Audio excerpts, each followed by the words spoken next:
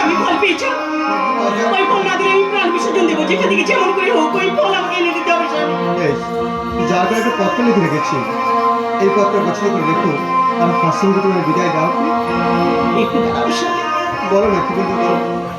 ভুলবো না গো আর কোনদিন ভালোবাসো তুমি মুড়ি। ভুলবো না গো আর কোনদিন ভালোবাসো তুমি মুড়ি।